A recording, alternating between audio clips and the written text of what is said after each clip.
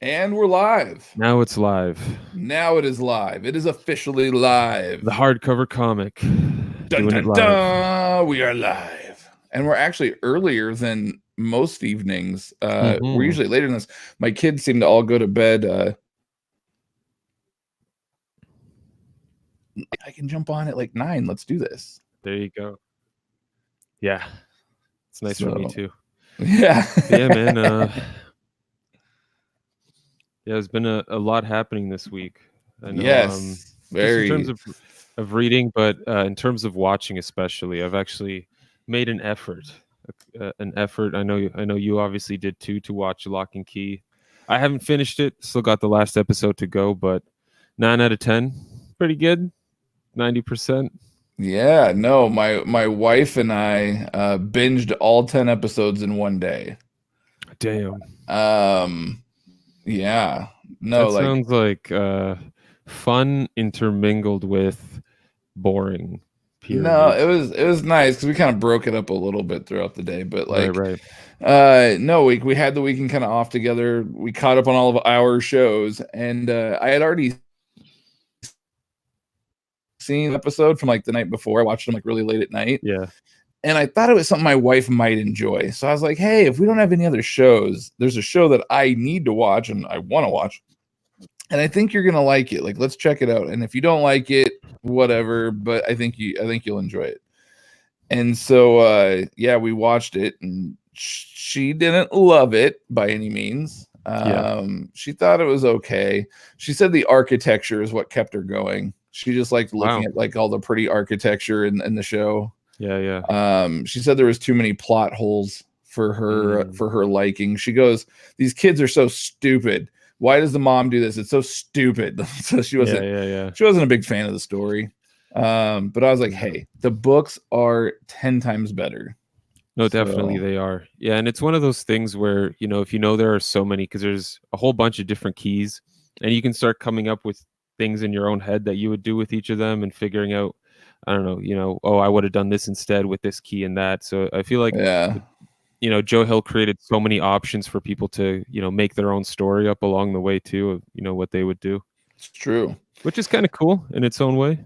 Yeah. So no spoilers. I don't want to try to spoil anything for anybody, but maybe in a couple of weeks we can do more of a spoiler show, and we can like after you finish the final episode, we'll do more of like a spoiler episode. But yeah. I don't know. The one thing that I keep hearing a lot of people saying in different groups and things is I don't know if I like this show. It seems very R.L. Stine goosebumpish, which it does. They're trying to appeal to a larger audience. I get it. It makes sense.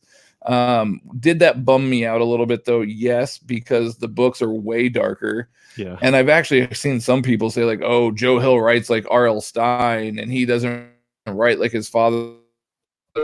Whoa. Obviously, you guys have never read the books. Because the books are very dark. Like, you're basing Joe Hill's writing off of a TV show that was watered down for a Netflix audience. Like, you can't do that. So yeah, it definitely did have that R.L. Steinish vibe, but I thought it was darker than I thought it was going to be, for sure, just based on the trailer. It was a little bit darker than I expected. I will say that the actor that plays Bodhi is awesome. That kid was spot freaking on for Bodhi. Yeah, I thought Bodhi was great. Tyler had his moments. Tyler was hit and miss with me. Yeah. I wasn't a big fan of Tyler. Aside from Bodhi and I guess Rufus, I enjoyed too. Dodge was well cast. Yeah. Are you in a hotel? I thought Dodge was well cast. That's right. Your wife, I can tell you're kind of freezing and sticking here. So for those watching, if he freezes or sticks a little bit, he's utilizing hotel Wi-Fi. He's in his favorite holiday. Wi-Fi. He's in his favorite Holiday Inn right now. Yep, back in Detroit, rocking the red, rocking the 8 Mile. Just indoors though. But I thought Dodge was well cast. Yes, very well cast. And, I don't know. I guess we don't want to give too many spoilers, but in both genders, I thought the Yeah, character was yeah. well cast. I think it was very well cast. I will say this: the one thing that really surprised me about the show was I honestly thought, because the book ran for like what, 54 issues, 55 issues, something like that. I thought the show was gonna be the first like maybe first 12 issues ish, or give or Right. take, of the book, and then they could have multiple seasons based on the book. They crammed 54 issues into 10 episodes. I know. I don't know how I feel about that. Yeah, it's kind of like, oh, we don't expect a second season, so here's our full load. Well, I'm gonna just let me just put it this way: they're expecting a second season.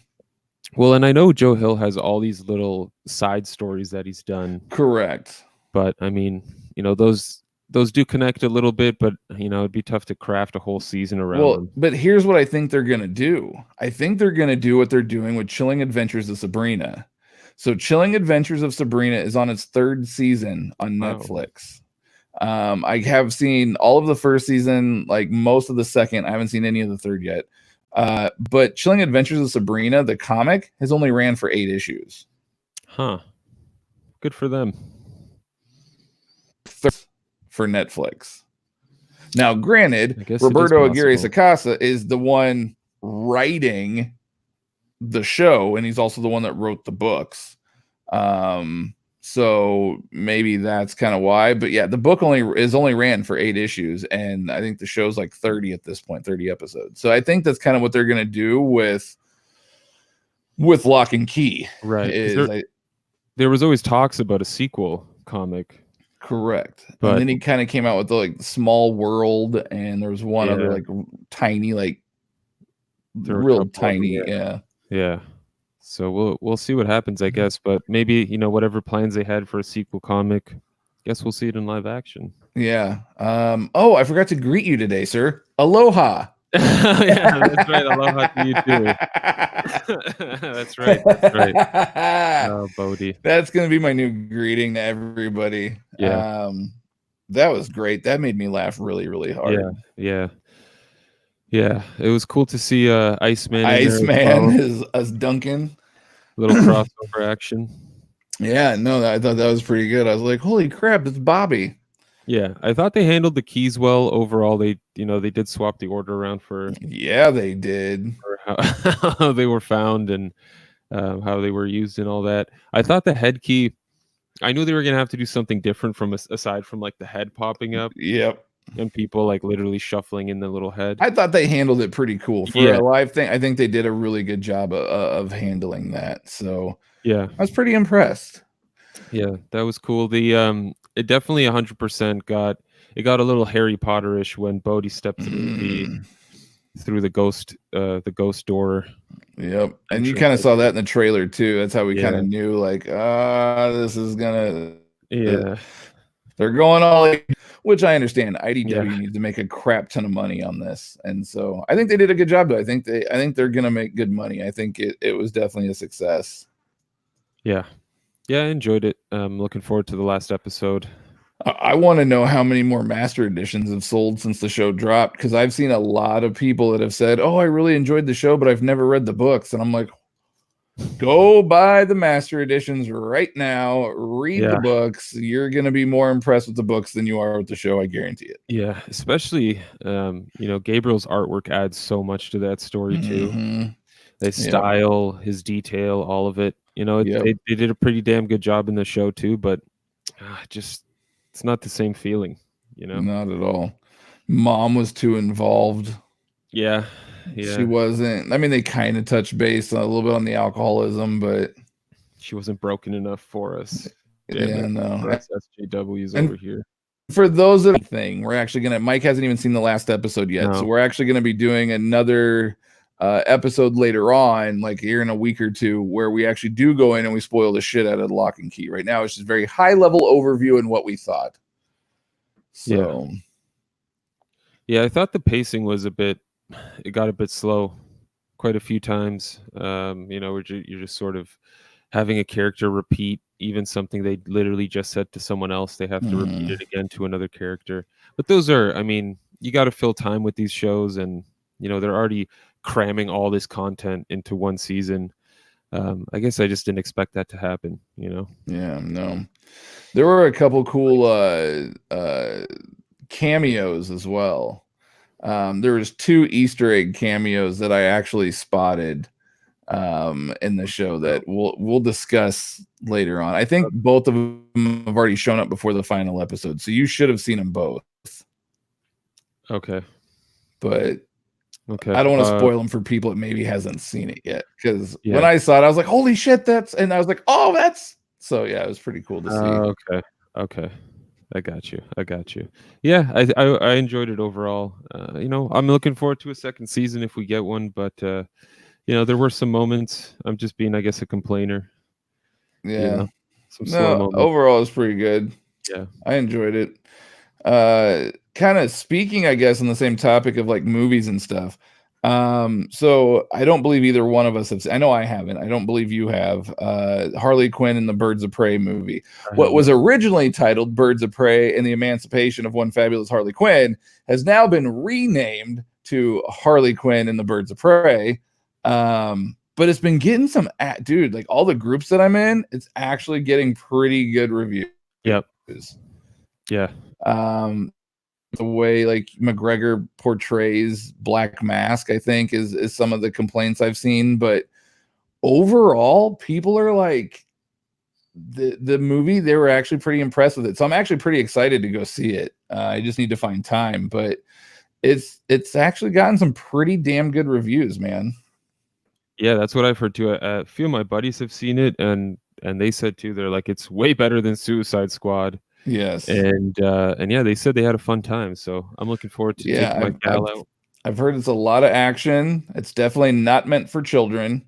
No. Apparently the violence is very violent, very graphic violence, and there's a lot of F-bombs that are dropped throughout the show. Like they seem to kind of go more towards a Deadpoolish thing is what I've kind of was told. But it's actually got like a lot of people that were even like shitting on it when it was announced. They're like, man, it was actually like quite a bit of fun. That gives me hope. So I was like, huh. Yeah. I'm excited to kind of go check this out. Yeah. Yeah. I see Triple C's Collectibles there said he enjoyed it too.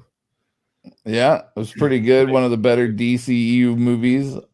I also watched Sonic today. Okay, that was the other thing I want to touch base on. So I still have yet to see Sonic. My kids really want to see it. So we're going to end up going and seeing it at some point, but we were definitely, on the fence when they did the original Sonic, like when they originally showed him and he looked like with the teeth, like an aerobic runner. I don't know. It was fucking weird. And then they redid it, made him look like he does in the video game more or less. And we're like, oh, this actually looks pretty good. And even my wife was like, yeah, I kind of want to see it. Cause like we all grew up playing Sonic. My kids love Sonic. So we're like, yeah, let's check this out. And, I was afraid it's gonna get really horrible reviews and we would just wait until like home video for it, you know, home video, fucking on demand. What am I? I'm 38, home video. Fucking on demand. Yeah, Blockbuster night. Oh, speaking of, check this out. Damn. Rewind. Nice. But anyway, yeah, no, I've actually heard a lot of good things about Sonic. There's a lot of people that have been saying that it's actually way better than they ever expected it to be. Sweet. That's awesome. I mean, Jim Carrey. So, yep. That alone, I mean, I don't know. I know he's kind of doing different things now, but you know, if he's in it, must be a reason. Yes. So pretty excited about that. So, I mean, in the world of movies, it seems like we're getting some sleeper hits here that I don't think anybody is really expecting. Awesome. So hopefully that trend continues here in about a month when Bloodshot drops on March 13th. Mm-hmm. From our good friends at Valiant Entertainment. Yes. Yep. Get to see some. Yeah. Fingers crossed. We get to see Vin Diesel shoot guns and drive cars as a pale man instead.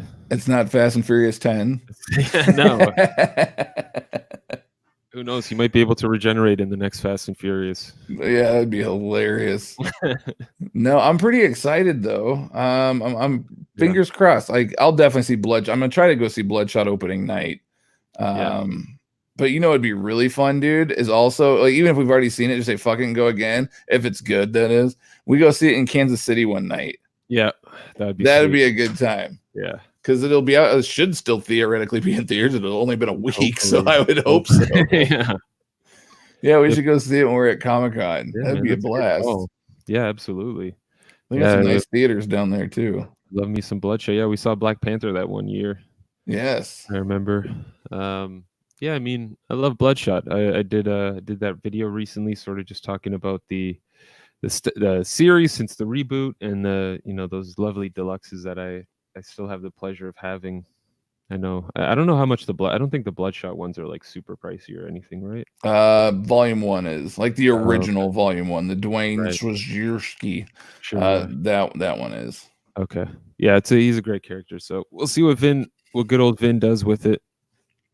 Vinny Gasoline. Yeah, Vinny Gasoline. Yeah, but so one thing I wanted to, I forgot to bring this up during the last live stream, but I went in. I don't know if you saw that first video I did for Bendis' Superman Volume 1. Yes. I read like the next story arc, and then of course I read Man of Steel, which was beforehand, and I kind of wanted to bring it up to you and see what your thoughts were on some Oh, of the yeah. But he's put his little he took the mind key, he took the head key, put it into Superman, and went around in there. So the biggest problem I have with it is he created this villain called Rogol Zar, who is now like the new reason Krypton was destroyed. This dude came and just crushed it, annihilated it. And so this villain has been basically I've read 14 issues plus that Man of Steel mini, so 20 issues total, literally the villain throughout the entire thing. 20 issues.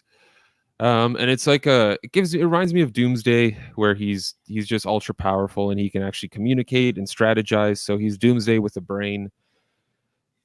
It's not a super exciting villain for me, and that's like the main problem I have with Bendis's run. Aside from the fact that he turned John into a 17-year-old or 16-year-old. In that Man of Steel story arc, Rogol Zar basically broke the Fortress of Solitude. I'm having a bunch of brain farts. Destroyed the Fortress of Solitude, destroyed Kandor, bottled city of Kandor.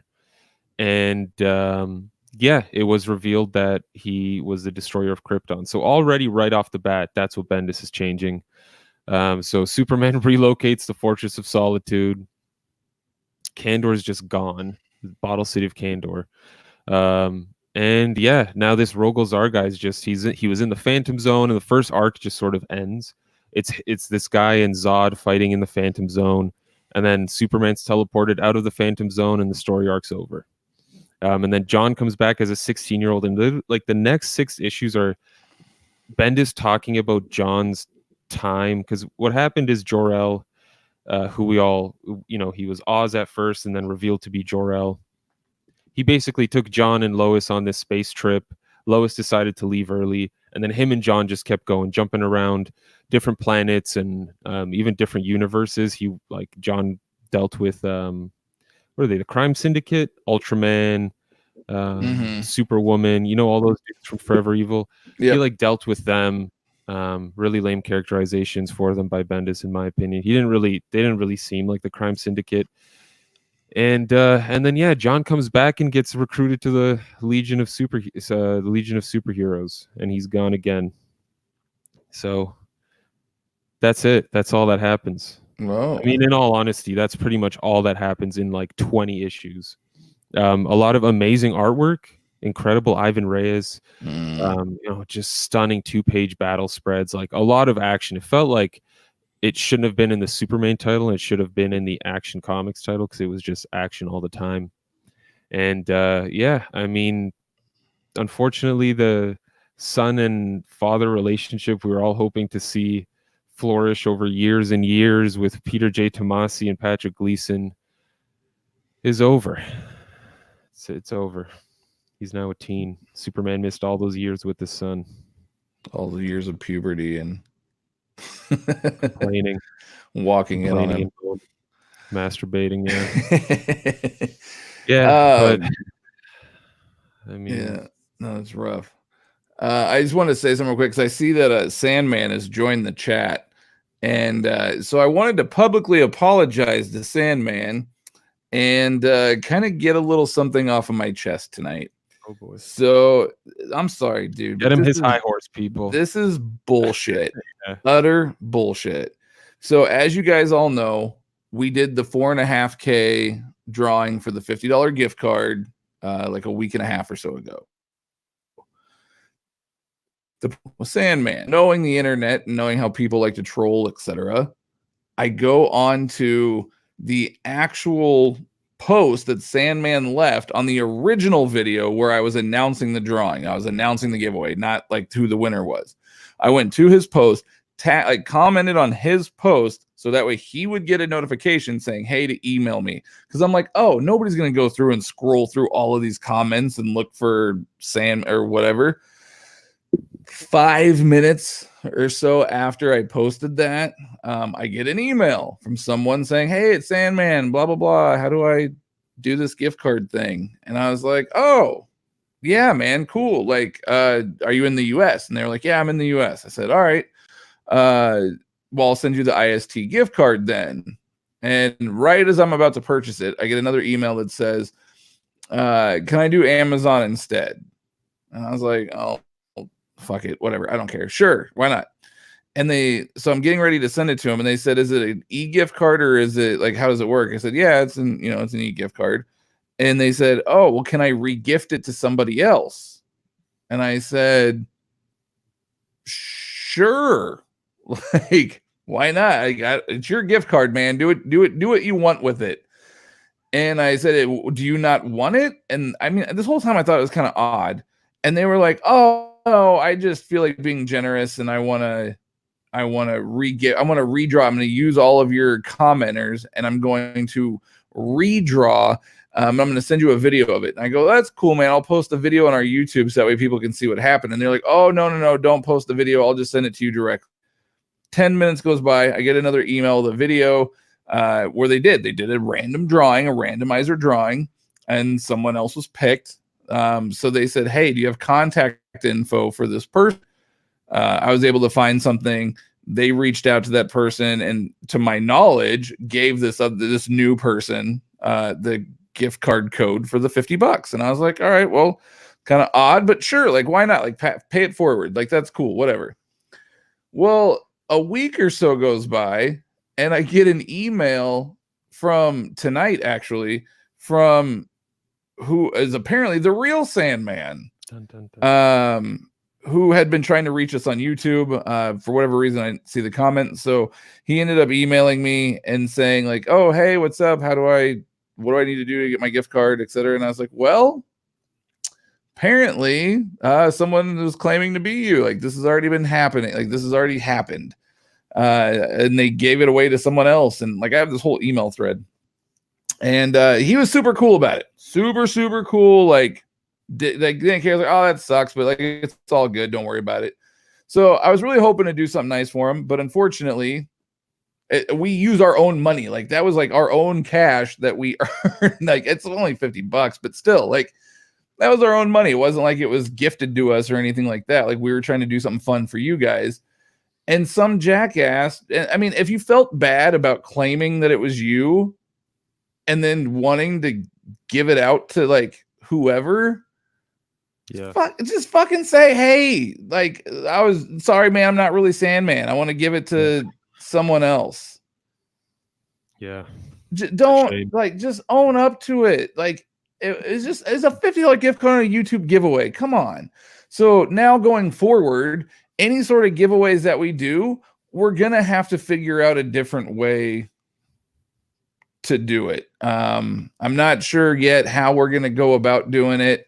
But we're going to have to figure something else out going forward for our giveaways, apparently, because, I can't trust the internet. Shocker. Yeah. So anyway, I just wanted to get that off my chest and publicly apologize to Sandman, the real Sandman, for apparently not getting his gift card because someone else got it and then re-gifted it. So Yeah, no, it's definitely a learning experience. We're gonna have to figure something else out going forward for giveaways, but Yeah. lesson learned. But we did another giveaway in the past where I gave away like a shit ton of trade paperbacks, and like that went over really well. We had no issues with that one, and I don't know.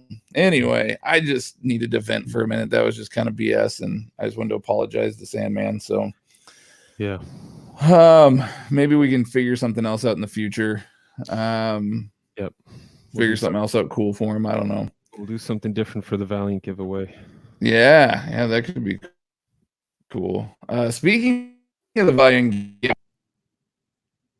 not necessarily like the giveaway itself, but like how you can get a part of it. Like, let's just announce it. It's live. Oh, yeah, for sure. So our Patreon is live. We haven't made an official video yet, but patreon.com/the hardcover comic is a thing. It's just got one. I think it's just got one tier for now, the trade paperback, but we do need to make a few more. Get a deluxe edition in there, and then an omnibus tier as well. And yeah, if you join, if you are part of our Patreon, you will be, I guess, maybe part of the only way we do giveaways going for. I don't know. Might be the only way we do it. But we're just asking for $1 for now. And like we've mentioned before in the past, we are going to take whatever money we get, buy a book or two, depending obviously how fortunate we are with our fans, and do an overview, do the video, talk about the book, and then give it away at the end of the month to just the Patreons. And every $1, depending what tier you are, I think we're going to do 1, 3, and 5. Depending how many dollars you donate every month, that's how many, I guess, slots within the ballot you will have. And that'll, you'll have a higher chance of grabbing that book, whatever it may be. And of course, we're going to get books that, again, you guys want. Not just and we'll probably reach out to our Patreon as well and say like, hey, these are the releases for like once we actually earn enough money through the Patreon to be able to purchase a book. Because I mean, it'd be great if we had 50 people all jump on right now and that would be great. We could buy one, tomorrow. But the idea is once we get enough that we can actually go through and do that, we'll post it out there and say, hey, these are the new releases that are either just out or that are dropping or what have you. What books do you guys want us to review? Obviously, depending on how much we can earn through the Patreon, it'll depend on or how many we can get, I guess. And then we'll do that. Like Mike said, we'll do an overview and then we'll ship it out. And you guys can. So if you donate $1, you get 1 entry. If you donate $5, you'll have 5 entries. And the goal is to do at least one of these a month is our goal. We would love to make at least $50 a month. To be able to buy an Omni a month. Anything more than that's great, but we want to at least be able to do an Omni a month giveaway. We'll pay for shipping and stuff unless you are international. If you are international, I'll be more than happy to ship. I don't care, but you're gonna have to help pay for. Gonna have to help pay for the shipping cost because it's not cheap. Or if you're in Canada, Mike can ship in Canada as well. And then Mike also, and if Mike's the one that orders the book and does the overview, he's like, for instance, he's in Detroit right now. He comes to the US fairly often. We can figure out a way to get it to you as well if you're in the US and you win and it was a book that Mike had. So it's going to be really fun. Like we've said in the past, this is not a way for us to earn additional income to support our habits. Like this is strictly just to give back to the channel. That's all this is. Mike and I, he's getting married soon and he's saving his money for stuff. And I've got my family and stuff that we're doing. So our spending budget it's gone down a little bit. It's not where it used to be at one point in time. So that being said, we're not doing as many overviews if you guys haven't noticed, aside from the shit we really want, which is custom binds. We have been doing a lot of custom bind stuff, but aside from that, that's kind of our main focus for our personal collections.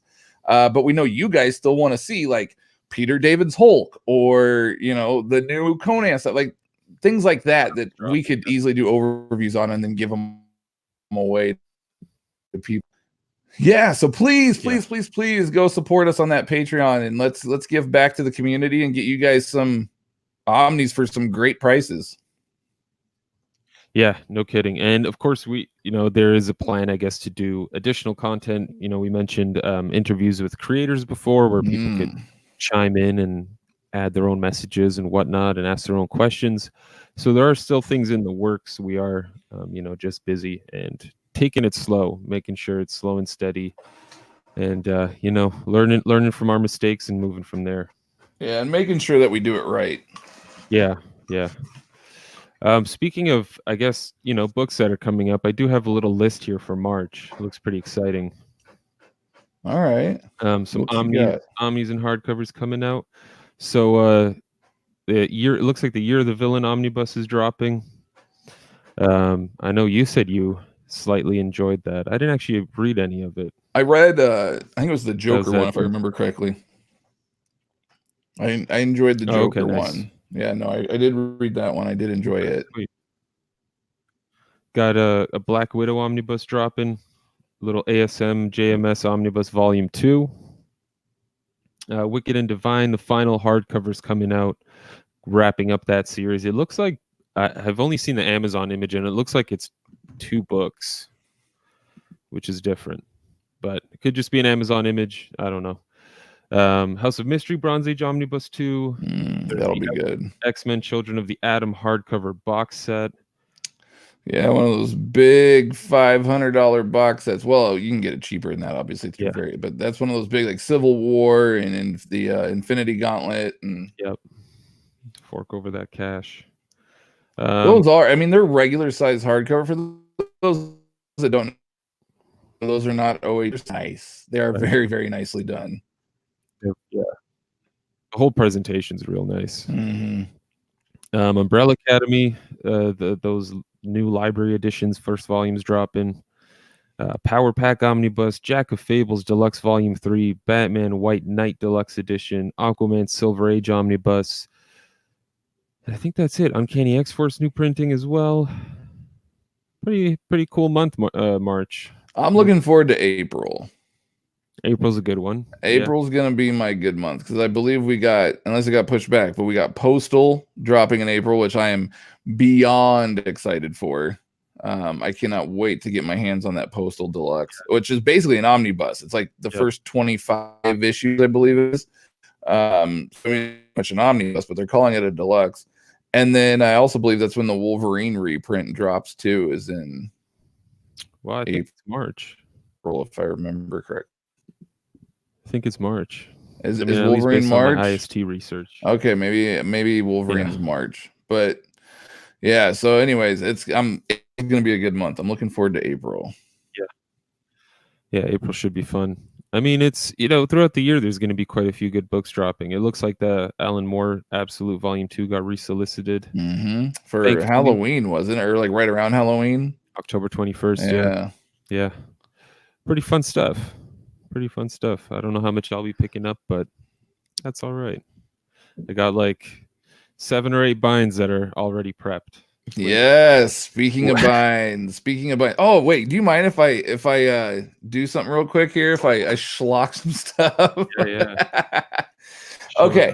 So I got this. There's a gentleman in one of the Facebook groups that I'm in who's home some he's giving me a great deal on these, and I really want to take advantage of this. So I was like, well, the only way I can justify spending the money is if I sell some books, though, right? So I posted some books up for sale the other day. Got a few people asking about them, but nobody's really, I mean, it's nothing big. Don't get excited. It's no whales or anything like that. But nobody's like really bid on them. So I'm like, well, I'll talk about it tonight on the show in case any of you guys might be interested. I'll just tell you what they are, and if you guys are interested, I'll grab them. So it's pretty much the 4 Fantastic Four Epic collections, not the Kirby Lee ones. It's like the new Fantastic Four, the all new Fantastic Four, All in the Family. I can't remember what they are all called now off the top of my head, but it was like the later run of the Fantastic Four. So I got those epics. The Marvel Epic Cry Monster print price, but that one is now out of print. And speaking of Fantastic Four, All in the Family, I think it's All in the Family, is also out of print right now. You guys can get those. So all 4 of the Fantastic Four I'm selling in a lot for 90. The Marvel Epic Crime Monsters, like, and these are all prices including shipping. Crime Monsters 23, and then the X Factor and X Force. So X Force Under the Gun, and X Factor is the all new, all different X Factor. I'm selling those ones as a lot for 40, and that's including shipping. So if you guys want any of those, someone's supposed to be buying my Punisher Circle of Blood too, which they haven't paid yet, but they said they were going to, so we'll see. If you guys want any of those, let me know. Trying to get together some scratch so I can buy these custom binds. It's a 6-volume Batman set that I'm wanting to get from this guys. So I'm trying to adjusting, if you will. And then also I decided that I haven't thrown it up officially yet, but screw it. The other one I was going to throw up is the Amazing Spider-Man Volume 4 Omnibus. It's the DM variant cover. I do that. If anybody's interested in that one, I'll sell that one for you guys. I do it $90 shipped. So you can't get better than that. I think I paid $90 shipped for it. So, or no, I paid more than that with taxes. So yeah, you guys are getting it cheaper than what I bought it for. Brand new though. I read a lot of that stuff digitally, so I haven't even cracked these open except for like one of the epics. Other than that, they're all like in brand new condition. Like I said, I read everything digitally instead, so they're all in pristine condition. Nice. But if anybody's interested, let me know. Because I really want to buy these custom bounds. But I can't justify it unless I can sell some bucks, because it's a lot of money. Yeah. Yeah, getting some custom binds. And I sent in my Superboy. So they should have my Superboy. It arrived on Saturday. That volume 1 that I'm gonna have Kiesel sign. Yeah. And then I get my 3 Impulse in right now. Oh, I prepped some stuff the other night. I prepped more. Nice. Nice. I prepped more Superboy. Oh, I also prepped my Ghost Rider and Blaze one through the companion to my Ghost Rider. I prepped that one the other night. So yeah, I got a lot of stuff in the works. Very cool. What all do you got in the works right now? For my binds? Yeah. Well, I split it. I cut up those that Countdown to Final Crisis, and what was that other one I got? Trinity. Those weekly series I bought. Yes. I know I haven't heard the greatest things about Countdown, but I'm gonna give it a shot anyway. See if it's one of those Death of Superman things where everyone hated it, but it was reasonable. I don't know. I've heard it's just really shitty overall. What else? I got a whole list of stuff I'm prepping here. Sorry, guys. I got Ninja K as well, going in soon. Ninja K, that was a good one. Yeah, the Wildstorm. I got my second Aftershock anthology. Prepped Martian Manhunter last night. And that's the new, or that's the one you just did the video on, the not the Ostrander run that I was looking at. Okay. Yeah, I'm doing the newest Steve Orlando. It was just 12 issues, but it was good. I really enjoyed it. It's definitely it's one of those stories where you can tell it's going to be. It felt like one of those definitive Martian Manhunter stories because it had a really good character arc where you see him overcome his problems and all the struggles he's gone through. You also see him go from like a kind of a scumbag to the Jean-Jeans we all know and love. So I really enjoyed it. A few other things. I know The Dreaming is coming to an end, so I don't know if I'm going to bind all 20 issues that Simon Spurrier did or if I'm going to wait because there's a new 12-issue series starting for it by G. Willow Wilson. I'll see how that is. See if it's worth picking up all 12 issues and doing a bind of that as well. The Wildstorm. And then a few other things. I know I've been picking up Catwoman for my fiance. She's really been digging that. But issue 21 is the last issue of Joelle Jones's run on the series. So might be a volume there. I know the actual Catwoman comics continuing. I think Sean Murphy's writing it, starting with number 23, or co-writing it. So that'll be cool. He did a pretty sweet cover. But I mean, that's all I've got right now. I've got a couple other secret projects I don't want to release right now. Oh, secret. Yeah, a little experimental. Oh, we'll see what happens. Man. Nice. Exciting stuff. Speaking of experimental, you recently read Batman Damned. Oh my fuck, I did. Yes. Yeah. Kids, I was sick this week, and my kids got sick this week, so we were just reading all week. Yeah. Oh yeah. Yeah. I really want, excuse me, I really want to pick up that deluxe. It is definitely a book that I would reread multiple times over. I was obviously late to the party. That book I think finished like a year and a half ago. And I just now read it. It's good. Holy crap, is Batman damned good. And I was like, oh, I really I loved it. First of all, that artwork by, I'm gonna butcher his name, but Lee Bermejo, Yeah. that dude is off the hook. Like, he gives Alex Ross a run for his money. Oh yeah. Like, that was so freaking phenomenal. And I felt like while reading it, like there's close-up shots of Batman's face.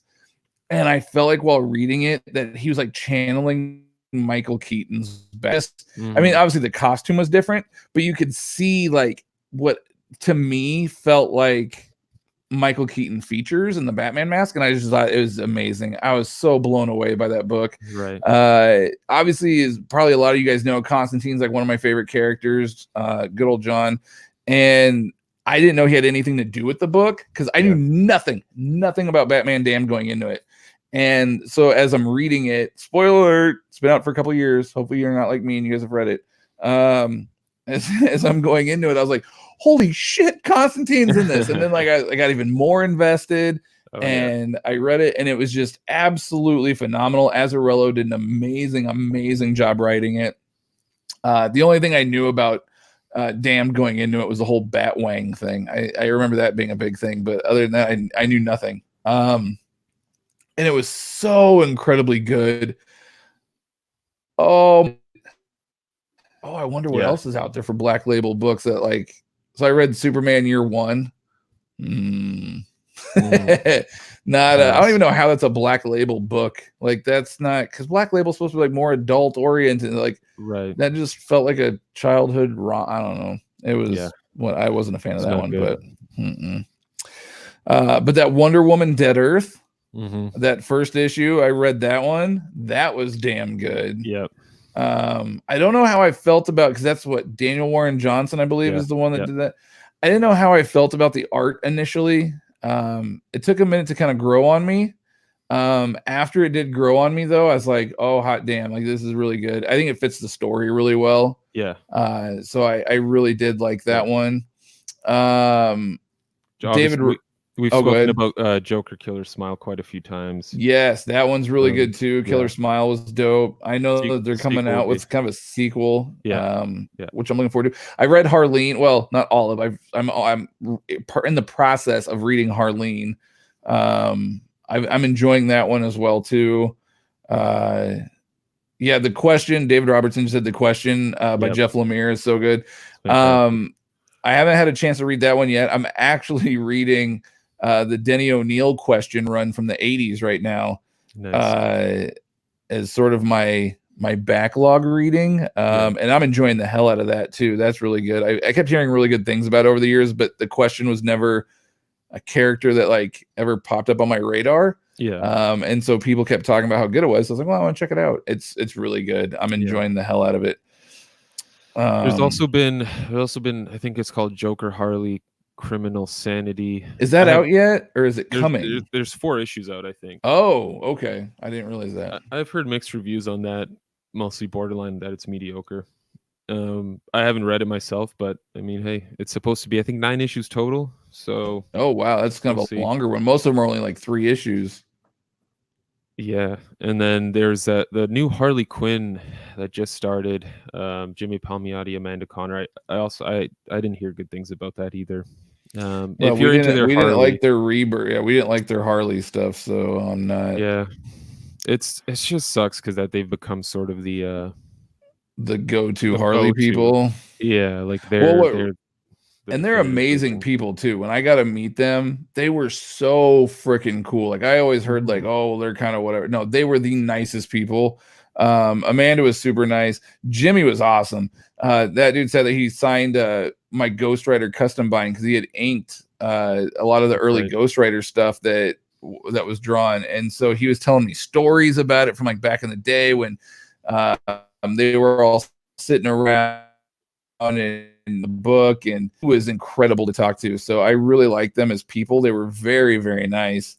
But yeah, I can't get into their Harley. I don't know what it is. It's not my thing. Too Deadpoolish maybe, and I'm just kind of over all the Deadpool right now, which is sad to say because he used to be like one of my favorite people, and now I'm like, there's just too much too much Deadpool. Yeah, I did see. So I did actually see, because I mentioned the Birds of Prey Azzarello book, the Black Label one, and it looks like it is still coming out. It's just coming out sometime in May or June or something like that. Oh, they pushed it back. It'll be a one-shot Black Label book. Brian Azzarello, Emanuela Lupacchino, I think, doing the artwork. 96 pages, so it'll be a one. Oh, so it's like a big one though. Yeah. So it's basically like 3 issues. It's just all right. in. Gotcha. It's the same length as Batman Damned, but compressed. Yeah, with Batman Damned, I didn't expect it to get so supernatural. You know, you get to see obviously Constantine, and then you get to see Etrigan, and you get to see. I didn't know how I felt about the design of Etrigan. I mean, I think the design was okay. Maybe it was just the writing, because like at some parts he was rhyming and some parts he wasn't. Mm-hmm. And I mean, I don't know a lot about Etrigan, but from my understanding, like he talks and rhymes all the time. Am I wrong in that, or is that right? No, you're right. Yeah. So it was just really weird to me that like there was times where he was rhyming, and then there was times where he wasn't, and I was like, all right, this is kind of weird. So I didn't know how I felt about Etrigan.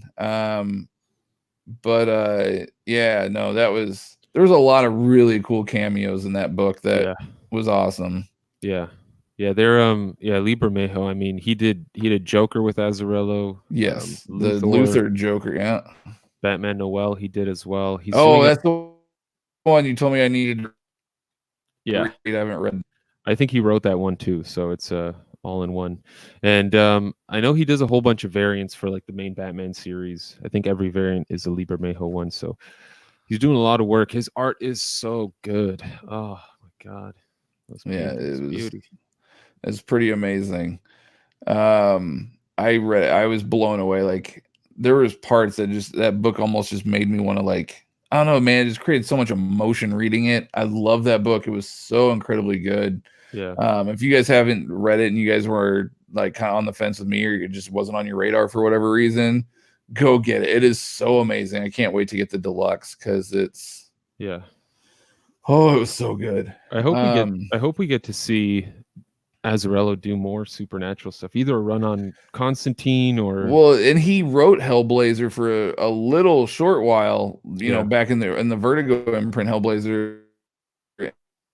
And it's a lot of people weren't fans of that run. I didn't mind it, but there's a lot of people that, and I don't know if they were trying to compare it to Ennis, and maybe that's what it was, because I mean, Ennis obviously has the most legendary run on Hellblazer, like in the history of that 300 issues. So I don't know if maybe people are just trying to compare it to that or what, but I didn't think it was bad. But yeah, no, I would love to see Azzarello write more, because like, he kind of did that too with Wonder Woman. With the New 52, it was kind of more mythological and kind of supernatural-ish, and it was amazing. And I'm not a big Wonder Woman fan, but I flew through that book in no time flat because it was so good. Yeah, maybe that's the thing. Maybe he just needs to have sort of an Elseworld kind of overlook for whatever he's doing, because he likes to shake things up a little bit. He likes to shake things up. Yeah. He's great though. Yeah, no, he definitely does. So I guess real quick here, because I think we're getting a lot of comments tonight. I kind of want to get into these. Let's do it. Yeah. But before we do, just real quick, I want to touch base on some things we've been reading this week. Kind of do our weekly reads, let you guys know what's upcoming. So because we've obviously gotten some sneak previews at some books, and kind of let you guys know what's happening. So for Valiant, I have read Dr. Tomorrow #1. Which if it's not out yet, it's coming out here very shortly, like next week maybe. Sorry, I don't remember the exact dates. I'll start keeping track in the future and writing these down so I actually have real dates to give you. But Dr. Tomorrow #1 by Valiant Comics. It was good. I enjoyed it. I'm interested to see where it goes. If I remember correctly, it's a 5-issue mini, which, well, the surprise, that's what Valiant does. Now they do minis. But I enjoyed it. I'm excited to kind of see where it goes. The first issue is pretty good. it was kind of slow at first, towards the end. So I'm really kind of excited to see where Dr. Tomorrow goes. Tim Seeley's Bloodshot #0. Obviously, Bloodshot #7 is either just dropping or is going to be dropping. And then Bloodshot 0, which is, they claim it's a new jumping on point for new readers to kind of get into the character, because obviously they want to hype up Bloodshot prior to the movie. It was good. It wasn't as good as some of the other Bloodshot stuff I've read in the past. And I do really like Tim Seeley. So, I mean, it wasn't bad by any means, but it wasn't anything mind-blowing. But if you are interested in Valiant, you are interested in Bloodshot, there's so many great stories to pick up. I think Mike's done some reviews and things on them lately too on our channel that you guys can see. Tons of them. Yeah. So, but Bloodshot 0 is going to be coming out. That one was pretty good. What was the other one that The Visitor. So The Visitor by Valiant Comics #3, I believe, is going to be dropping soon. So I went back because I was a little behind on that one. So I read issue 1. It was all right. The Visitor was okay. I didn't really know how I feel about it. I kind of want to read the other 2 issues just to kind of see where it goes. I need to play catch up on The Visitor. I fell a little behind on that one. So that's kind of what's new and upcoming from Valiant that I know about, that I've read, that I can recommend. And then Dynamite. Someone was asking, I saw in the comments earlier about Dynamite. I read Red Sonja, Age of Chaos #2. Eric Burnham. It was good. I think I enjoyed #1 better, but #2 is good. It's obviously, they're building up a story arc to kind of see where it goes, and they're introducing more characters and things. Sure. So it's just sort of a build up right now. We'll kind of see where it lands, but I did enjoy that one. That right there is probably for like new releases that are going to be dropping. Black Terror #5 is my #1 pick for the new releases. Hot damn. As we've discussed in the past, Black Terror is more of an anthology book.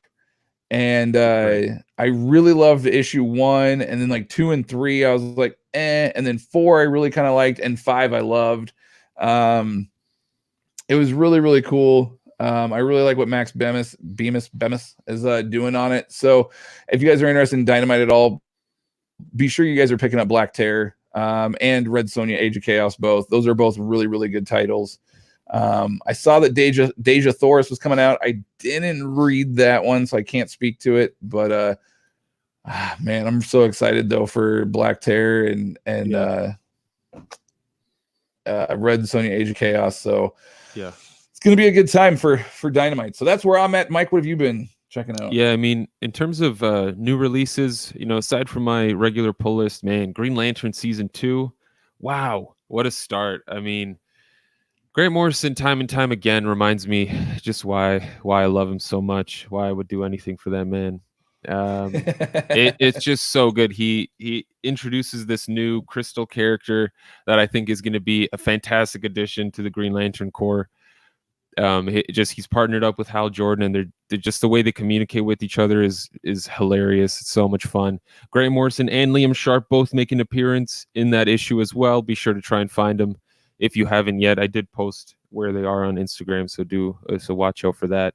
But yeah, I'm very excited to see what they do with that. It's off to a great start. I won't do any spoilers. No spoilers. It's pretty damn new. So maybe next week, because something pretty crazy happens in it. What else? I did read Deja Thoris #3. Oh, perfect. I like it so far. It's a fun ride. It's not making me want to go back and read anything else from Deja Thoris or the John Carter stuff. But so far, I'll keep reading it, see where it goes. I'm enjoying it for what it is. I also read, I don't know if you did the 007, the newest run. No, you said it was, like, I was looking at it, and then you said you had read it, and it wasn't all that you were like, it's okay. So I was like, well, yeah, I'm gonna catch up on some other stuff then. And yeah, it was all right. James Bond doesn't feel like the main character of the story. It follows these, I forget what they are, if they're like CSI folks or something, but follows these 2 other characters mostly, and James Bond sort of just popping in once in a while, sort of Black Terror style. you know, he's in there, but he's not really, doesn't seem to be the main focus. But I mean, in terms of new releases, I'm trying to think what else. Been keeping up with my Rye and my Bloodshot. Really digging Rye. It's been great so far. Dan Abnett, Juan Jose Rip. Yeah, that's on my list It's to cool. catch up Eternal on. Warrior showed up. I love Oh Eternal yeah, Warrior. it's awesome. Yeah, he pops up in this issue, and it's a really great, like, one of the things I've always liked about Valiant is that it there is a lot of violence, no doubt, but you do get to see the characters grow from when, you know, from the first time you see Rye in this rebooted universe to where he is now. I mean, he's come so far. You get to see, you know, the Raijin is still in there, who is I guess the older model, but technically Rye's older brother, even though he's that little kid. And yeah, you get to see, you know, Gilad's still going strong, and you know, he's also grown a little bit through the centuries and whatnot. So it's great. I'm really liking the Valiant ongoing series. I haven't read any of the minis that you have. I haven't read Dr. Tomorrow or The Visitor. I just I feel like until I know that they're going to be a more important part of the universe, I'm just not bothering for now. Yeah, there's also the trade paperback for Valiant just dropped for the new Dr. Mirage mini. I am going to be reading that as well because I love Dr. Mirage. I am actually a big fan of that run. It was short-lived. But when they did this new mini, I haven't had a chance to check it out yet, but I am going to be checking that out as well. But we've been posting some reviews and things like that as well on Instagram. So if you guys aren't, please be sure that you're following us on Instagram at the Hardcover Comic, because we've also been posting little mini spoiler-free reviews on there as well for like upcoming books that have yet to be released by Marvel. We're going to start posting more stuff because we have more access to things. So I think we're going to try to start posting more reviews. Yep. On there is just like little quick mini reads for you guys. Yeah, Tuesday mornings, be sure to check your Instagram for some new, whatever the hot Marvel titles coming. Yes, and speaking of new hot Marvel titles, I'm getting a care package apparently from Mr. David Gabriel at Marvel, and it's based on the weight that FedEx said it was. I'm assuming it's just like a couple of single issues. I don't think it's anything big. But based off what I've seen other people that got care packages from Marvel, it seems like it might be the Gwen Stacy issue 1, like 2 different copies, one with the variant cover and one with the regular cover. So I'll find out for sure tomorrow what was in the care package, and then kind of once I get that, maybe we'll do something with it. Maybe we can kind of give those away, or not via the normal giveaway apparently, but like we'll find a way to give those out, give them to people that might be interested in that, and kind of get more Marvel comics into the hands of you guys. So so stay tuned for that. I should be getting that package in the mail tomorrow. But yeah, I think that kind of covers everything, right? Yeah, I think so. All right, well, let's jump into this massive list of comments. This is great. I love it. Oh yeah. So first up, going backwards here, JT Gamer. I have an Xbox One and a Switch. Nice. Thinking about getting a PS4. What games are good on a PS4 if you're a gamer? Well, I know that someone had commented Spider-Man earlier, and I have to agree with that one. I have a PS4 and a Switch. The other ones that I have is like the God of War games, obviously. I would recommend the Star Wars Jedi Fallen Order. That was the other one that I have as well. That one's really good. I mean, that one you can also play on different systems, but that one's also really good. Yeah, that's about it for me. I'm not a huge gamer. I play very seldomly. I just don't have it's not that I don't like to, I just don't have the time. So there's definitely games like I'd love to play Zelda right now. Like I really, really, really want to play Zelda, and I can't because it's a soul sucker of a game. I just do not have the time to play it. Don't want to get sucked in. Yeah, I'm on the same page. At this point, I just play my Switch once in a while, usually when there's people over. But I want a party game. Yeah, I mean, you know, if I have free time, how am I not gonna read a comic book? Exactly, that's where I'm at. You know? If I'm not doing voiceovers or working or being with my kids, I'm like, well, what do I have to do? Mike's been pumping out these YouTube videos. I told him, man, dude, like you're pumping out so much great content. This is awesome. I was like, I feel bad though, because I don't have time to like create anything because I'm slow at creating videos. Like I don't have time to, this sucks. I feel horrible, but I have a couple ideas that I'm going to be doing. I think I'm going to be touching base on some Archie comics, but not just Archie comics. I'm going to be doing some Archie. We're going to be kind of doing some overviews and things on that. So stay tuned for that. Hopefully I'll find some time to get some of those videos made. David Robertson, welcome, man. Made a live show. We started early tonight, so hopefully more people were able to join. Yeah, I hope IDW will be able to reap those benefits soon. So this is kind of going back to the whole Locke and Key thing. Man, just wait till you just wait. You got to finish all the books. It's so good. Yeah. Enjoyed Birds of Prey. Thought it was pretty good and one of the better movies. Watched Sonic today. Remember, gentlemen, Suicide Squad won an Academy Award. Lest we forget. Tom the Fish, what's up, sir? He Hello, agrees Tom. Birds of Prey look good, but has yet to see it. JT, well, we already touched base on that. Seth MacFarlane. Oh, they were saying apparently Sonic was based off of Ted. The Seth MacFarlane Ted, yeah.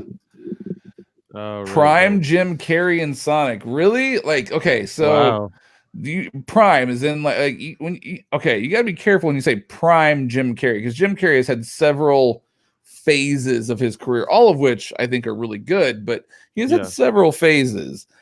When I think of Prime Jim Carrey, I think of like The Mask. I think of like Ace Ventura 2. Yeah. I think of Liar Liar. Even Cable Guy. Fucking love Cable Guy. It is such a dark movie.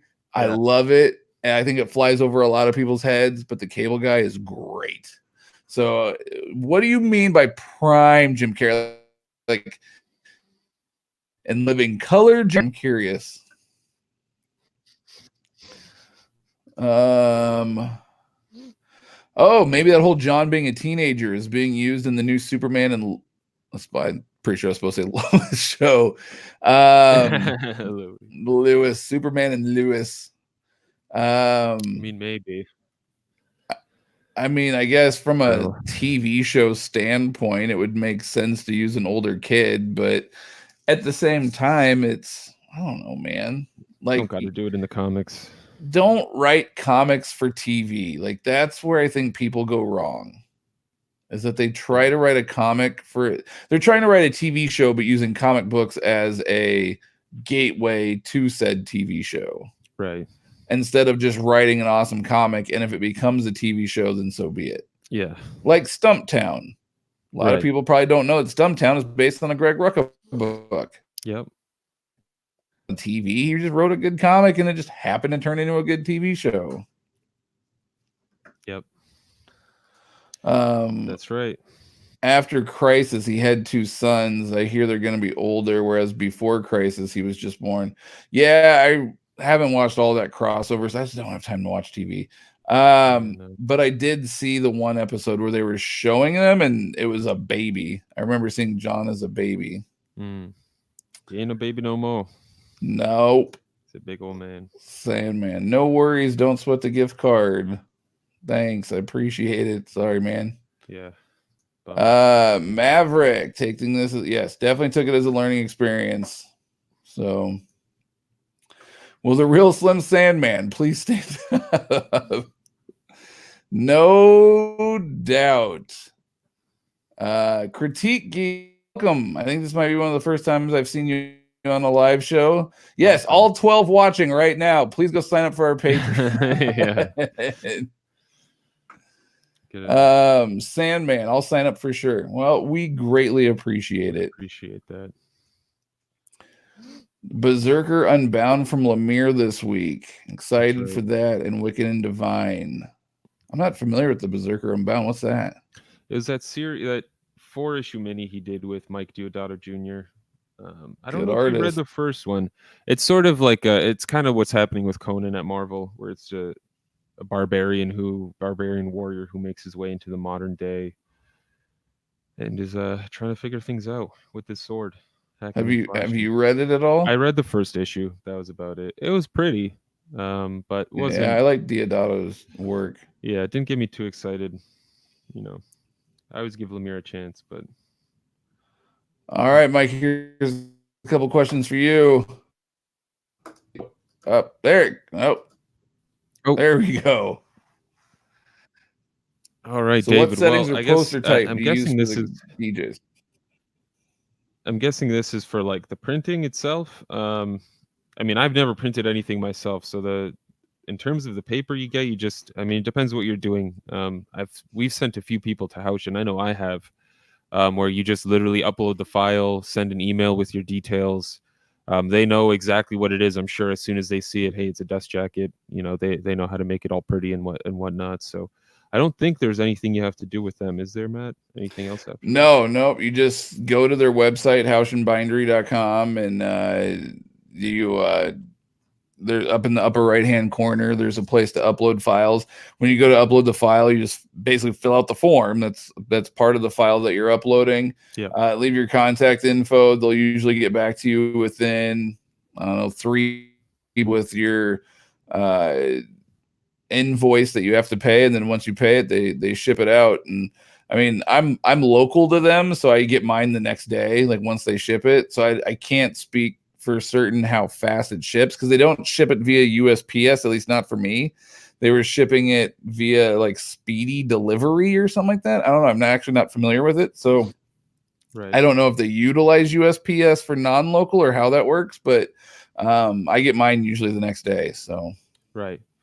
Yeah. So I see one of the most recent comments is David. Yeah. So I've used Staples in the past, and I'll just go up to their print center, give them a USB with the files, and say, hey, I want these printed actual size, poster paper. And then I think they have 2 choices, like a matte one or a glossy one. I think the matte one's new because I've never used it. I've only used glossy. But if you can avoid Staples, I would. I've noticed some of my dust jackets, I didn't laminate them or anything. I don't know if that would help, but you see the colors start to peel off and scratch off, and it's just, it's good. It's not bad if you don't have any other options, but from what I've seen from Houchen, they're way better. mm-hmm. Yeah. Sandman, Mike, did you get into any of the John Carter Deja Thoris Dynamite stuff? So I guess we kind of touched base on that. Yeah, just the recent Dan Abnett Deja Thoris series. That's all I've been dipping my toe into with so far. So I don't know how I feel about this comment.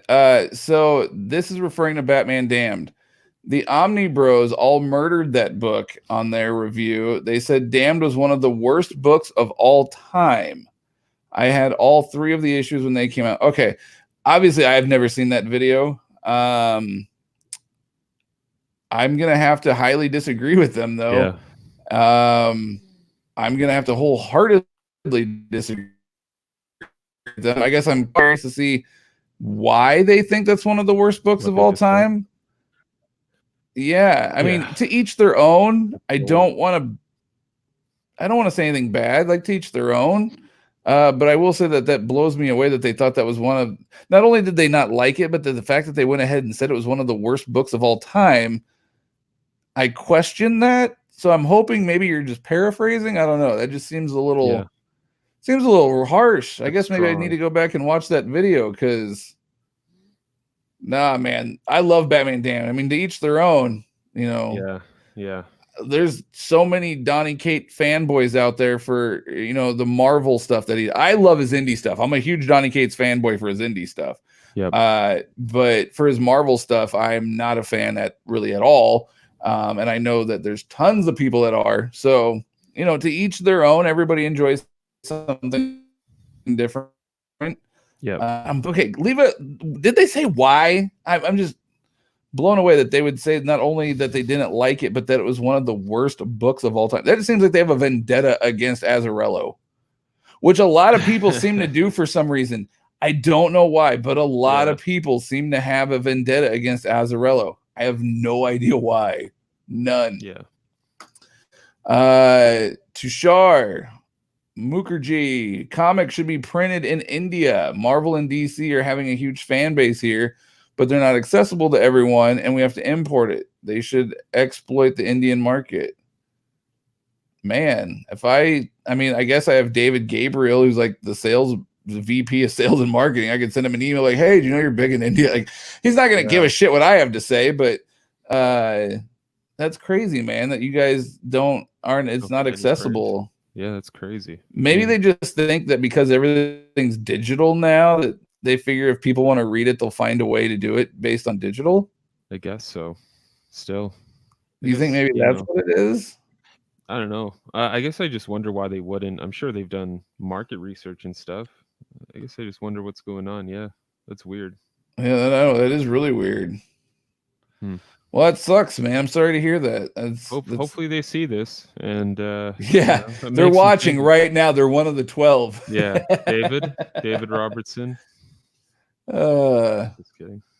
David Robertson. The question: Black Label Jeff Lemire is so good. How many issues is out right now? Is it 2? 2? 2 of 4. All right, I'm gonna try to find those ones and read those because I do want to read it. Like I said, I'm reading the Dennis O'Neil stuff right now, and it's great. I absolutely love it. So. Good. Black Label and Hill House from Joe Hill are doing great. Yes, I'm actually behind on my Hill House stuff. I need to play catch up. I'm behind like 1 issue each, I think, on all of the books. There you go. Have you been reading any of the Hill House stuff? I have not, no. Oh my god, dude. I think they're going to be good binge books. So I guess if you wanted to wait, it probably wouldn't be a bad idea because I think they're going to be good. I think they're going to be good. Kind of like how we did with Ice Cream Man and Gideon Falls. I think it's going to be similar to that. Plus, they're all minis, so I mean, once they wrap up, it won't take too long for them to wrap up, and then you can binge it, read the whole story, because it's probably gonna be a story you want to read all at one time. Yeah, I know the Dollhouse Family new issue just dropped, and so I haven't read that. I'm behind on the new issue. I haven't read that one yet, and I think Basket Full of Heads has a new issue out in the last couple weeks. I haven't read yet, so yeah, I need to play catch up. I'm a little behind on those. But I am enjoying the Black Label stuff. Aside from, I guess I didn't really realize what it was until this week when I kind of dove head first in all of it. I am Superman Year One. I don't understand how that's a Black Label book. No. Unless they were like, oh, JR's art is so horrifying. It's Black Label.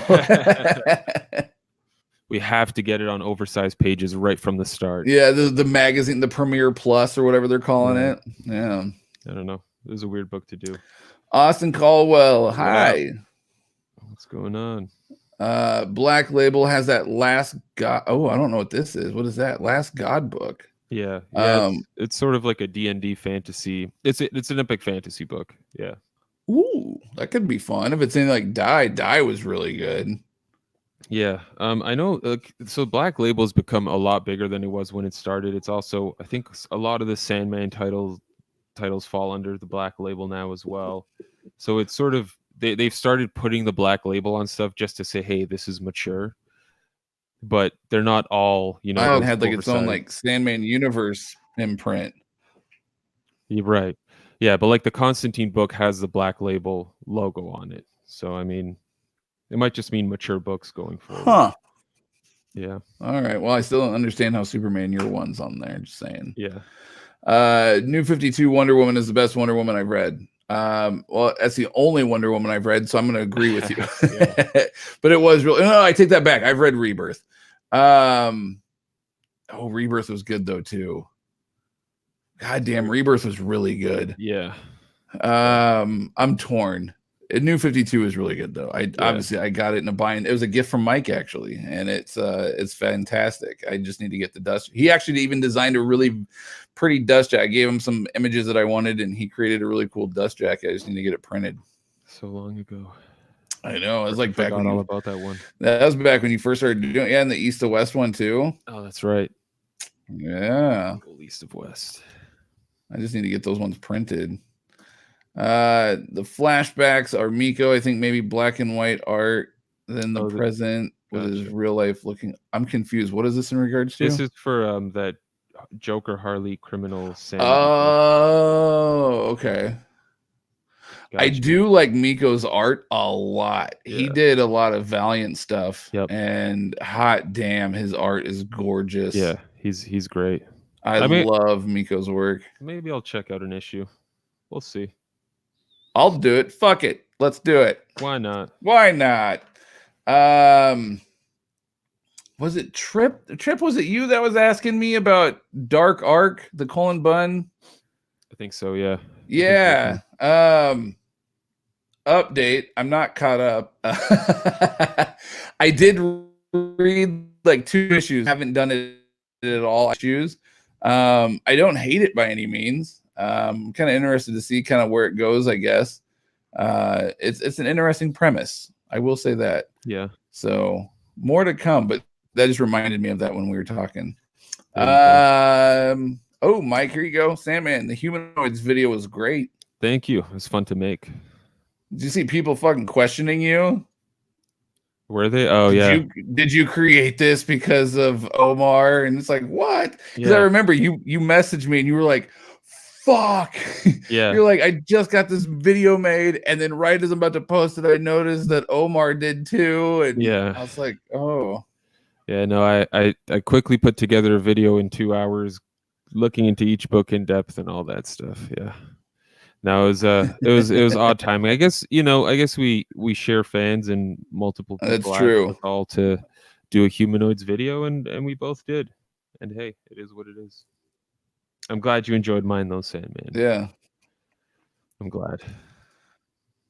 What do we think about? Oh man, we were just talking about this before we jumped on, JT. We haven't had a chance to see the last episode yet.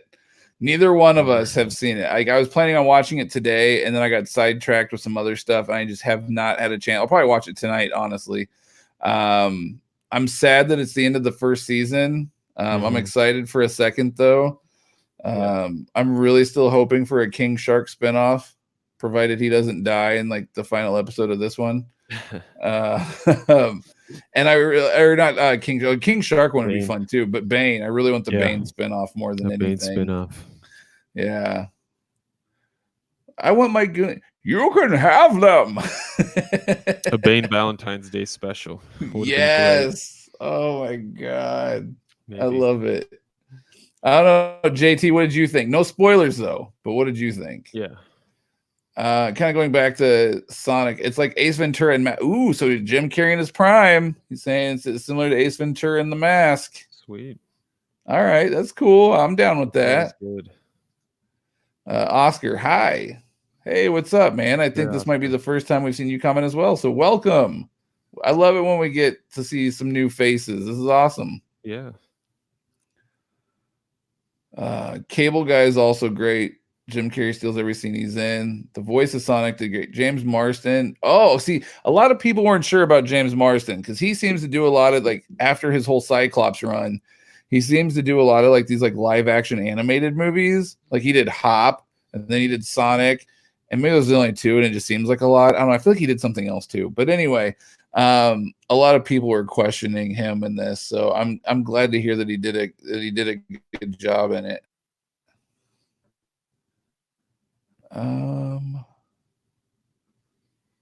Where are we at? I just lost my place. Damn it, Matt. Oh, I found it. Sorry. Printed. Yeah, we touched base on that one. Yes. Not a comedy per se, but Truman Show is awesome and Carrie's really good. Agreed. Truman Show is good. Good evening. What was it? Good evening, good afternoon, and good night. Yeah. Is that what he would always say? I didn't hate Batman Damned, but didn't think it was great. Fair enough. Yeah. I loved it, but fair enough. Like I said, to each their own. That's why comics are so fucking great, because everybody can like what they like. It's awesome. Southern Comic Geek, Batman Damned was great. I agree, dude. And the artwork in that is phenomenal. Yeah. Okay, is it just me, or did anybody else notice, like, in the close-up shots of Batman's face, did it kind of feel like he was sort of channeling a little bit of Michael Keaton? And that's just me, because that was like my first real experience with Batman, was like seeing that movie in the theaters as a kid. But I don't know. I'm curious what your guys' thoughts are.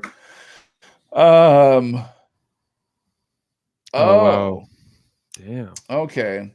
Yeah. Powerful. So again, you buy it, do what the hell you want with it. But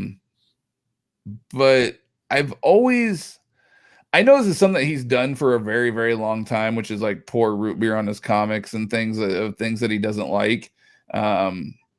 and and that's cool. Like whatever, it's your thing. You buy it, you do what you want with it.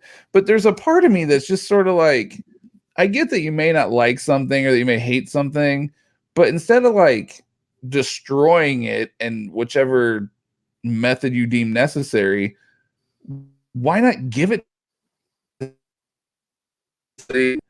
or I don't know. I just feel like there's so many other things that you could do that, I mean, I wouldn't say give Batman Damned to a kid, but like, but I just feel like there's other things that you could do instead of just destroying it in whatever method you so choose. Yeah, I don't know. I was gonna say at least donate it to the library, but yeah, I see what you mean about the kids. No, you don't want to do that with Batman Damned. But I have seen him do this with a lot of other books, though. If it's just like a book that he doesn't like, it's like that's his thing. Like that's what he does. He just pours root beer on stuff. Like that's his shtick, and that's cool. Like you spent the money, do what you want with it. But I don't know. I don't know. Maybe it gets more views that way because people are like, he's destroying a book. I don't know, man. I'll cut up comics. Well, yeah, but we bind it. That's I know. Different. I know. We're not purposely destroying the book. Yeah. Unless maybe he's pranking us. Maybe he has maybe it just looks like it's the actual book. Like when that woman ripped up the Hulk 181 at the Comic-Con, but it wasn't really a Hulk 181. Yeah. Maybe he's pranking all of us, and maybe he really does donate them to the homeless shelters or something. I don't know. You never know. It wasn't the Bast. It wasn't the Bast Batman. So I wasn't even trying to make fun. I just realized it said Southern Comic Geek. I totally was not trying to do that. I was really trying to say Best Batman, and it came out Bast. I'm from the Midwest. It's all right, man. I get it. It wasn't the best Batman story, but it was good. I'll have to grab it. It's on my list. If you're referring to Batman Damned, maybe you should read it digitally first because I don't want you to get upset. I agree. You should just go check out their video, the review. Also, I think you missed one of my comments about the gift card situation and maybe a possibility to help going forward. Oh, yeah, we'll go back and check that out. Jeff Lemire is hitting on all cylinders on his stuff right now. Yeah. I mean, you say it best, Mike. Jeff Lemire's a wizard. He is. He's a wizard. And I mean, he's writing 1,000 books, probably ghostwriting a whole bunch more. He just puts out so much stuff, and it's all at least good. None of it's crap. I've never read a Jeff Lemire thing and said damn it, why did I bother? Mm-hmm. Good for him. That's a Canadian power right there. Isn't he from your area in Canada too? Yeah. He's near you. Yeah, he stops by a shop in Toronto, I think, quite often. Have you ever met him? No. Dude, you're slacking. I know. I bet David Finch once at a local shop though. Came for free comic book day. That was nice. Sweet. Got to watch him sketch a little bit. See the glisten off his bald head. Cool. Nice. If I do remember, I think Omnidog gave the Damned hardcover the root beer bat. He did it to the hardcover. It wasn't even a single issue. Oh well. The story was all over the place. I strongly disagree with that statement, but okay. We're done. Oh, and the characters, sorry, we're done wrong. And the story didn't make sense. Just writing to write. Someone said the color in the art just looked like doo-doo paint. I gotta watch. I'm very curious about this video. Right? Someone said the color and the art looked like doo-doo paint. That art was phenomenal. Yeah. Oh well. Yeah. Moving on. I remember catching a stream saying you were going to do a humanoids video, and the next day Omar did one. Yeah, I like Mike's. I think it was just the same people asking to see the collections, and it was just I mean, there was a huge humanoids release that week. I think it just serendipitous. It just sort of happened. Yeah. Stick with Dark Arc. I think you'll enjoy what it leads to. What this was the last episode. So yeah, Friday's episode of Harley Quinn was the season finale for season 1. It is going to be coming back for another 13 episodes in season 2, though. Yeah. So yeah, hopefully coming soon. Yeah, hopefully sooner than later. Don't tell me that I watched it earlier, not knowing it's the last episode. That's what happened. Yes, sir. That is the last season or the season. So Harleen was a really damn good book. Yeah, I'm about halfway through it now. I'm enjoying it. I know Mike's read it. Harleen was great. Yeah, I'm about halfway through with it or so. To be fair, he talked to Azzarello at Baltimore and felt bad afterwards. Oh, that's nice. Azzarello is a really fun guy to talk to for the few minutes we got to talk to him. Yeah. He really liked that custom bind of that Wonder Woman that we presented to him. I wish I would have had a dust jacket for it, because I think that really kind of would have set it off even a little bit more. But he really liked the hardcover. He was kind of like, he was almost like he had never seen one before. His reaction to it, it was pretty cool. Yeah, he's definitely a standoffish guy, but I mean, yeah, I'm sorry, you got it. I mean, I would expect those dudes going into it to know that. I mean, I don't know. I knew it when we met him. You know, before that, I was like, okay, well, I guess we shouldn't expect too much. You know, if we get a hello, it'll be cool. If not, we'll just flip him off or something. But he wound up being a pleasant guy. I mean, you know, obviously we showed him we cared about his material, and you know, he was a nice dude. Yeah, wasn't hugging us or anything, but yeah, no, not by any means. But he was very, very nice. And we didn't like ask for a picture or anything, but I think if we would have, he probably would have taken a picture with us. Yeah, maybe.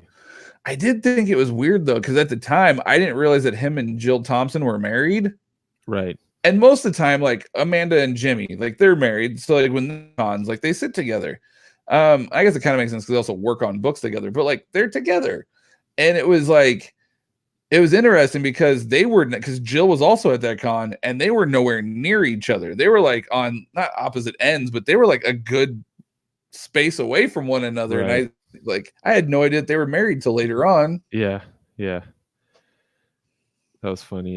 Yeah. I think it was during was it? I think we were getting ready for the interview with her on the Four Guys in a Comic podcast. And then we were looking into her and we were like, oh, dude, she's married to Brian Azzarello. Yeah, it was when we interviewed her, and we were like, "Oh, well, let's not ask her about her husband in the interview." Yeah. And Jill Thompson was another one. She was glorious to talk to. She was so nice and so awesome to talk to. I loved interviewing her. Speaking of interviews, we need to get on the ball with Nancy Collins. Her Swamp Thing drops, I think, in April. Yeah.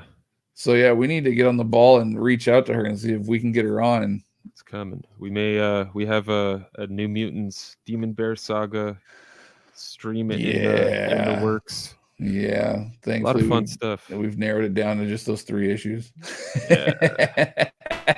Yeah. Thank goodness. Line Cook, when he wrote Black Hammer, dude deserves all the praise. Yeah, no, Black Hammer is great. That's another really fun book. Yeah. It was one that was like really low on my radar for a very long time. And then I finally just gave it a chance and I was like, holy shit, this is really good. Because I think I read Sweet Tooth first and everybody talked about how good Sweet Tooth was. And I read it and I was like, it's enjoyable, but it wasn't like, I don't know. It was okay. And then I think I kind of got off that Lemire train for a bit. And then I read Black Hammer and I was like, all right, well, this is dope. We're back on the train. Any future binds? We kind of touched base on this a little bit earlier. So in case you missed it, I guess we can kind of sort of recap here. So for me, I got Superboy Volume 1 that's being worked on right now. The Carl Kessel run, Tom Grummett, and then the 3 Impulse binds. And then I've got a bunch more books on Batman. I got a lot of stuff prepped that's going to be coming up, and hopefully I'll be able to buy the 6-volume custom Batman set that this guy's rehoming. So fingers crossed on that one. And then Mike, you got some secrets. Yeah, I got quite a few. Yeah, I got some secrets. I got a few coming up. I think I mentioned most of these before. Martian Manhunter, the recent 12-issue series by Steve Orlando, an Aftershock anthology, second volume. That's going to have a Walk Through Hell by Garth Ennis. I'm not going to have it ready for the con, unfortunately. Oh man, that's a bummer. That's okay. He'll sign my volume 1 for now. For now. And then, yeah, so it's going to have a Walk Through Hell and Pestilence. Both really fun books. Well, not fun, but good books. What else? The Dreaming's coming to an end soon. I'm still not sure about that one. It's on the fence. I'm not sure if I'll include the new series that G. Willow Wilson's going to be doing. Got that Trinity Weekly series. That was 52 issues, so that'll definitely have to be 2 volumes. I could do 1, but I don't see a point. Oh no, It'd be no, cool. no. Do 2 volumes. You want to be able to read the damn thing. I guess so. At the end of the day, I thought it'd be fun to have just a fat custom bind, but it's not. It's not worth it. No, dude, it'd be so hard to actually read the thing. Yeah. And then Countdown to Final Crisis was 68 issues, so yeah, 2 volumes there as well. But a few other things. I guess Doom Patrol's getting the last issue of the newest series coming out soon, so I'll have 27 issues there to bind total from when Gerard Way started. Speaking of John Byrne's Doom Patrol Omnibus drops Tuesday. That's right. Yeah, if you guys are interested to know generally what's happening in this story, I did do a video on that too. In anticipation of the Omnibus, just to sort of see what's going on. I also did that with Absolute Carnage, but it's not as positive. Yeah, I did not have fun with that one, but it's gonna be cool, man. I'm mostly excited for Planet Comic Con because I've got to take my first Aftershock collection for Bunn and Ennis to sign. They got the Demon by Ennis to sign. The Punk Mambo for Bunn to sign as well. So I've got Punk Mambo in one of my binds, and then also that trade paperback that we're going to be giving away in our upcoming Valiant giveaway for Patreon only. That one is going to be a Patreon only giveaway. Just FYI, you guys. Yep. Phil Hester, I got to get him to sign my Swamp Things, and I got Shade the Changing Girl for Andy Parks. He did some of most of the inking for that. So Andy's a fun guy to talk to too. Yeah, I've still got to go through most of my books though and see. I think you brought up Matt Wilson, who I hadn't even thought about colorists. I'm not sure which ones are coming to the con, but I'm sure there's going to be quite a few. So still got some research to do on what I want to get signed. I'm thinking mostly just binds though, because I think that'll just be I don't want to carry around too much stuff, and I feel like binds are a little more. People get a little more excited. They're lighter. They're usually not as heavy. Right. Yeah. Hopefully. Oh, it'd be so cool to get a little Phil Hester Swamp Thing sketch in one of my binds. He'll do it. Like when I had that the Absolute Green Arrow, him and Andy both sketched a little tiny green arrow in it. That's right. Yeah. So yeah, dude, it's they'll usually do it, even if you just probably ask like, hey, could you do like a little tiny sketch? Like, he'd probably do it. Yeah. Phil Hester's a really awesome guy. Yeah, he's super nice. Real nice. That's it. Yeah, that's it for me though. The last episode of Harley Quinn was awesome. Good to know. Now I feel like I gotta watch it. I think they're gonna do a live read of the book as a thing where they're gonna split up all the parts and read in character with voices and all that. So I will be watching. It should be great. That's fun. Nice. That'll be fun to do. Yeah.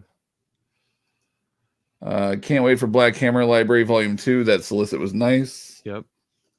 That'll be fun. I think I'm pronouncing your name right. Tushar Mukherjee. Hopefully I'm saying that right. Publishing comic books in India would be a win for everyone, as they can reduce down the comic book cost by maintaining the quality of the books. Plus, they will get subsidies here. Man, you should be writing to these people. Maybe you already have. If not, write to these people. Fight for the change you want. Exactly. Yeah, man, I had no idea that it was so rough. I didn't think that. I thought they were doing something. I thought they were pretty. Yeah, I had no idea. This is what we get for being blind to the world, I guess. Yeah, it was cool. The Fangirls were doing an episode on Omnibus last week, and the name that I can never pronounce, Stepan Sejic. How do you say his name? Stepan Sejic? I don't know. Okay. Croatian Yours name. is probably better than mine. Actually dropped in the chat. They didn't think it was him, and it turned out that he stayed the whole time. Oh, that is awesome. That's sweet. Props to them. That is really, really cool. Very cool. I wonder how someone just stumbles. Oh, I guess Valiant stumbled across some of our stuff before, and we're like, hey, that's odd. Yeah, you never know. Yeah, no. That's awesome, though. Props to them. That is really, really cool. Yeah, that's dope. Now that Harley Quinn is coming to join in, so I can watch on DC Universe. Now that Harley Quinn's coming to join. Sorry, I'm rereading this. Or so you can. So what? So you can. What do I? Oh, what do you the watch? Second one. I think. Now that it's coming to an end. What do you watch on DC Universe? I think is what you're asking. Yeah. If you haven't already, Doom Patrol. That's my #1 show aside from Harley Quinn is Doom Patrol. Yeah, it's a great show. Swamp Thing was good if you really like kind of like that more that horror aspect. Titans is pretty dope. They have all of the animated stuff, like Young Justice season 3. If you're into that, I know my kid really loved that one. Yeah, man, they got a lot of stuff. Like the short-lived CBS Constantine series is on there as well. He spelled it out better. Sorry, didn't see that one. I have to jump into Black Hammer. I have the library edition, but I haven't gotten to it yet. Do it. Jump in, man. It's great. Black Hammer. It was not what I expected. I don't know what I expected, but I expected. But like I said, I don't know what I was expecting. And that second volume will be sweet to get all the other little minis and whatnot that came out. Yeah. Very cool stuff. But all right, man. It's getting late for me here. All right. Well, you get some sleep there, sir. You're still in Eastern time zone, aren't you? Yes, sir. Yeah.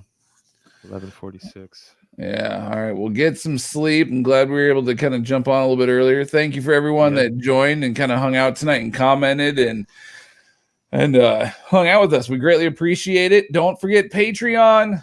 Patreon.com/ is it the hardcover comic? Yes, sir. The hardcover comic.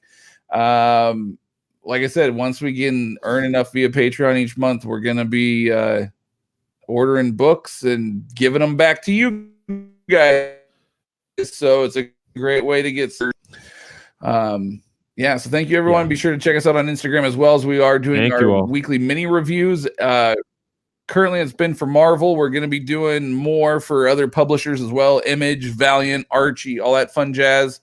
So stay tuned for that. And until next week, the power is yours. You stay classy, internet. You guys rock.